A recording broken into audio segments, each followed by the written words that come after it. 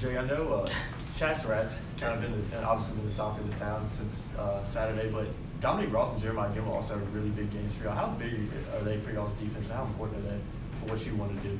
Yeah, I mean, Jeremiah is a young man that we really trust. He's really smart and is playing really well. And I think when fundamentally he plays well, he's a really good player. You know, there's been some games where fundamentally I think he hasn't been as in line as we want him to be. I thought Saturday fundamentally was his best game. He just, moving like a linebacker, being under control.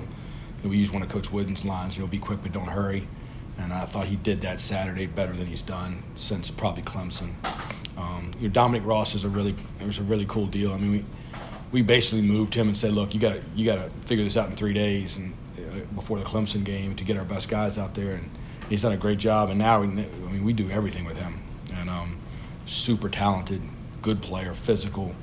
All three of those guys. And Jason Strobridge was a one-man gang at times. So I think those 4 kids all contribute really, really big to us. The guys were pretty excited to talk about pop pass. You told them basically the play you thought the Duke was going to run. Miles even went to the extent of saying the Duke ran in 2016 and they ran against Army, I think it was last year. How far back do you go to find tendencies and little wrinkles like that? I think the advantage I have was I've defended those guys. This is my 5th year in a row, so I kind of have some carryover knowledge. But they beat us 13-7 at Duke in 2016. They beat me on a pop pass. And so when I saw the formation, I was pretty confident that's what we were getting. So the one they also ran that against you guys? Yeah, it's a little bit different structure, but same kind of deal. So if you hadn't, for a staff that you haven't gone up against, how far back do you go to try to find stuff like that? We go back to certain games. You try to find people that match you, and then but we look at almost every play we have, and just if there's something that shows up in a situation like that, then we try to see if that's something that happens, year in and year out. So when you know a play's coming, but you in the post game on Saturday said you never practice it in practice. So how do you go from knowing a play's coming to trying to tell players how to defend it within a matter of 30 seconds? I said I think it's gonna be a pop pass. Miles, come over and cover that guy. Yeah. Did you say if they bring you this formation? Yeah. So we saw the formation and called timeout. Okay. So I said if they come out in the same formation, that's what I'm pretty confident that's what it's going to be. Now, do you risk the chance of obviously being something different and then kind of out of position? Is that kind of risk you take as a DC? Mm-hmm. Tough job. Mm-hmm. No, don't let them get to the 2-yard line. It makes it a lot easier. Yeah. Is there a more gratifying moment for a coach than to see that actually play out and then your guy be in the exact right spot to make that happen? Yeah, I'm most gratified when they play well. So Chaz made a great play. There aren't many people that can. That was a great play. And I think Miles. We watched about 20 times yesterday. I watched with Miles. Said, "Are you sure you would have caught this?" He was close, but it was a great play by Chaz. Would most linebackers not catch that ball because of the way it was? Get a quarterback and good hands guy. Probably not. Really good ones would. Yeah. Spoke on Dominic Ross. Earlier he didn't play as much earlier in the season, and he went to the kind of the 3 linebacker thing. Can you speak a little more to what he does for y'all and the versatility of the position, and obviously a huge game? Yeah, so I always thought he was one of our handful of our best players, and it was just a matter of getting him. He can do a lot of things, and so it was like, how do we get him at this position to maximize what he's good at? And so early on, we were trying to play him where Taman plays and where Cater plays a little bit, and that's not really his deal, And so it became more like, hey, let's put him out there because and he can cover. And then the first couple times we did it, we're like, he can cover pretty good, And so then it became, it's like he moved into my room now, So we went from the linebacker room to the DB room, And so now it's more coverage stuff. And but the thing he does is when you do blitz him, you can't put a running back on him. They had a tight end on him on the sack fumble. You need to put an offensive lineman on him. And so there's only 5 old linemen. So if one of them's going to him and one of them's going to Mon, there aren't many left for the other guys.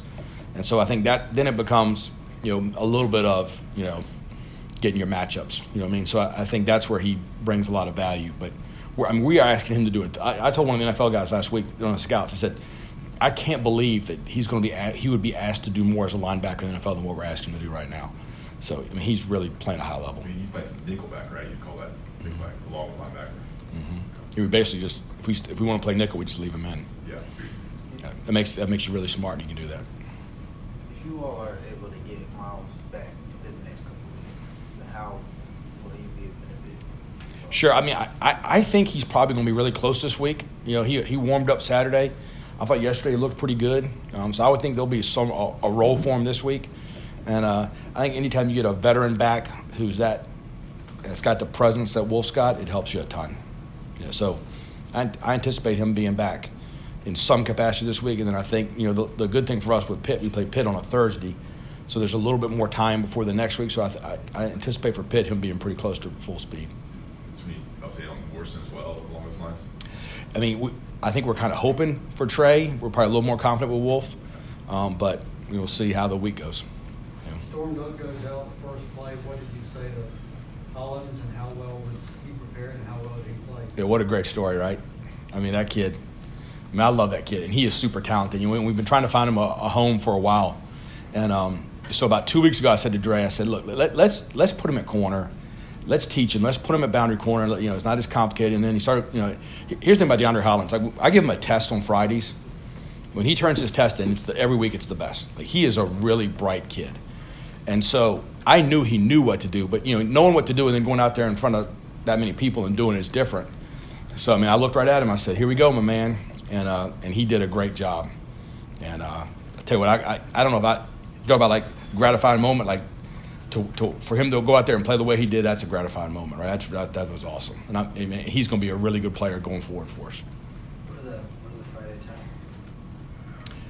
tests? So like, you know, like in college, you get a test, so it has like questions and you have to answer it. Yeah. So I give the DBs a test, like on the opponent, like, hey, what do they do in this formation, this coverage? You know what I mean? Is it like written or? Yeah, it's like written. So I do it on. We have an app that we give it to them. They can do it online or they do it handwritten. Most of them do it handwritten. True, false, multiple choice. No true falses. What was your major here, Ross? History major. History major. Gotcha. All right. So there's no true false like a history major, but it's more short answer and fill in the blank kind of stuff. You know what I mean? So no essays. Embarrass us with one of those tests one of these days. Just to Yeah, you guys would struggle. See what we do now. You guys would struggle. Yeah. I look forward to it. Okay. When you look at the Virginia quarterback, what kind of problems does he pose with any other quarterback you face this year? Yeah, all of them. Yeah. I mean, he is a tremendous player. Like, somebody asked me about him, I think, after the game or something, and said, you know, I think it's a real discredit to the kid to talk about his running, because he does run really well, but he can do everything. He can throw it. He knows where to go. He is not fooled in coverage. I think he is a tremendous football player. So we have our hands full. Yeah. Coach Brown said that at the end of the game after the fumble, he kind of had the Virginia Tech game in the back of his mind from last year. Did you kind of have that same feeling, or what else were you thinking? No, I was confident our guys were going to stop him. He also said that when Storm went down, you had to turn to DeAndre, put him in that.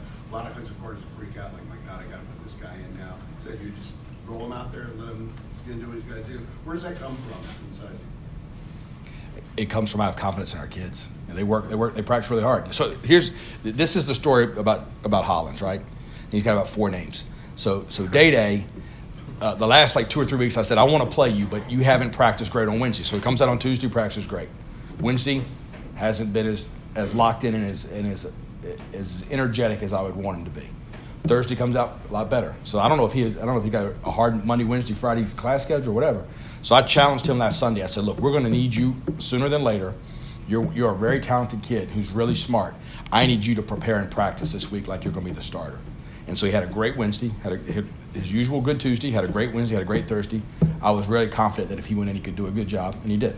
So I think the message to our team is really good right now. It's, hey, look, when you practice and you prepare, you go in the game and play well. If you have ability, which 99.9% of them do. So, now if one more gets hurt, we'll see if we can sneak Dre back in there or something. So, He still has that ability? I don't know. We'll see if there's a waiver or something. But yeah, I mean, he's doing a tremendous job with them. They're competing. And, and the other thing at corner is, like, it's not like going in and playing nose guard. Like, no, you're out there by yourself, right? And so you got to go out there and compete every play. And with the game plan we had and how good Duke is at throwing it outside, we knew that he was going to be targeted and challenged. And, he had a couple pass interference calls, but really did a really good job. This is the first time you've seen Strawberry just kind of fully put together a complete game that you knew he could do when you first saw him play. I mean, I know he's had some great points, but No, I thought against South Carolina and against Miami he was dominant too, and then he got nicked up a little bit, and then he's kind of been back and forth a little bit with that. But I mean, he makes you a really good defensive coordinator. He's a really good football player.